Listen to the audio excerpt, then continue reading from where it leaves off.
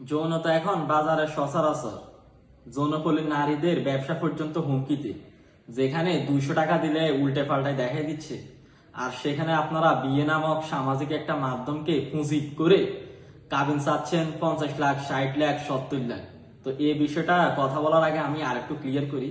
আমি আমার কেরিয়ার যত ডিভোর্স মেয়ের সাথে আমি কথা বলছি বা ফ্যামিলির সাথে কথা বলছি, তো অধিকাংশ ক্ষেত্রে দেখা যায় প্রতি 10 জন নারীর মধ্যে ডিভোর্সের সংখ্যায় 7 জন নারীর ডিভোর্সে হয়েছে। তাদের কাবিন ছিল 1 লক্ষ থেকে 2 লক্ষ, তাদের ডিভোর্স হয়েছে। আমি এর উপরে অর্থাৎ 10 লাখের উপরে কাবিনে আজ পর্যন্ত একটা নারী পাই নাই যে ডিভোর্স হয়েছে 10 লাখের উপরে কাবিনে। আবার অধিকাংশ পুরুষের ডিভোর্স আমি পেয়েছি আপনার 10 লাখের উপরে, এরকম পাইছি।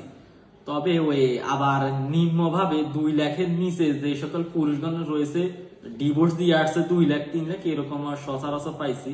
তবে এটা খুবই কম। তবে প্রতি 10 জন নারীর মধ্যে 7 জন নারী ডিভোর্স হয়েছে 2 লাখের ভিতরে, এমনকি তাদের অধিকাংশ, তাদের হাজবেন্ড অধিকাংশই ছিল হুজুর।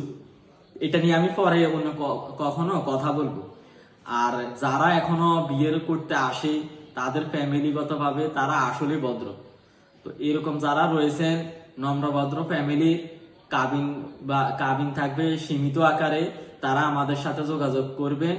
আর ফ্যামিলিগত ভাবে বিয়ে করার চিন্তা ভাবনা থাকলে আমাদের সাথে যোগাযোগ করবেন, আর আমাদের টিম আপনার সাথে যোগাযোগ করবে ইনশাল্লাহ। আর আরেকটা কথা হলো, আমাদের সার্ভিস চার্জ যেটা 300 টাকা মিডিয়া ফি, এটা অবশ্যই দিতে হবে।